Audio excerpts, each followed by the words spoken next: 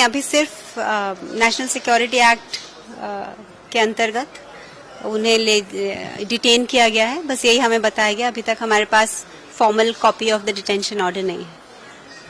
जो पाकिस्तान लिंक के बारे में बात की जा रही है बार बार, आपने बताया कि आप वहाँ पे एक कॉन्फ्रेंस अटेंड करने गए थे, क्या है इसका मैटर, आप क्या कहना चाहेंगे? हाँ, तो फरवरी में वो कॉन्फ्रेंस थी और मैं भी साथ गई थी। और मैं एक प्रैक्टिसिंग नॉट जस्ट हिंदू हूँ, मैं वेद, उपनिषद और गीता पढ़ाती भी हूँ in the light of Shri Aurobindo और पढ़ती भी हूँ। So I am absolutely practising Hindu in the light of Shri Aurobindo.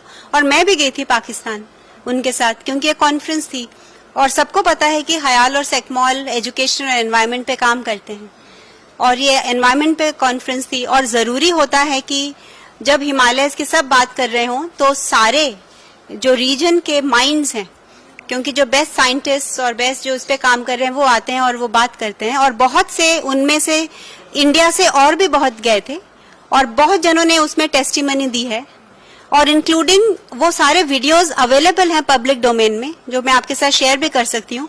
उनका एंड टू एंड वीडियो भी है जहां उन्होंने मंच से प्राइम मिनिस्टर मोदी को प्रेज भी किया है। तो क्यों उनको उसके लिए मतलब विच हंट किया जा रहा है, मुझे समझ नहीं आ रहा, क्योंकि वो 3 दिन की कॉन्फ्रेंस थी और 3 दिन हम गए थे और हम वापस आए थे बाकायदा with proper visa and everything on the invitation of United Nations and Dawn media. So it was conference, what's wrong with it? India can play cricket with Pakistan. Okay, Mr. Modi can visit China. Nobody asks na question because we know the intent is right. So we don't, हमको action नहीं देखना चाहिए, उसके पीछे का intent देखना चाहिए। पर्यावरण कार्यकर्ता सोनम वांगचुक के खिलाफ पुलिस द्वारा लगाए गए आरोपों पर उनकी पत्नी गीतांजलि जे अंगमो ने ऐतराज जताया है। उन्होंने पुलिस महानिदेशक के बयानों को झूठा और गढ़ी गई कहानी बताते हुए कहा कि एक सोची समझी साजिश है जिसके जरिए किसी को फंसाकर मनमर्जी करने की कोशिश हो रही है। गीतांजलि ने कहा कि हम डीजीपी के बयान की कड़ी निंदा करते हैं। सिर्फ मैं ही नहीं बल्कि पूरा लद्दाख इन आरोपों को खारिज करता है। ये एक बनावटी कहानी है ताकि किसी को बलि का बकरा बनाया जा सके और वे जो चाहे वो कर सके। उन्होंने सवाल उठाया कि सीआरपीएफ को गोली चलाने का आदेश किसने दिया?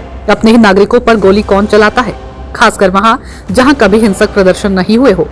गीतांजलि का कहना है कि सोनम वांगचुक का इस पूरी घटना से कोई लेना देना भी नहीं था। वे तो उस समय किसी और जगह शांतिपूर्वक भूख हड़ताल पर बैठे थे, वे वहां मौजूद ही नहीं थे, तो वे किसी को कैसे उकसा सकते हैं?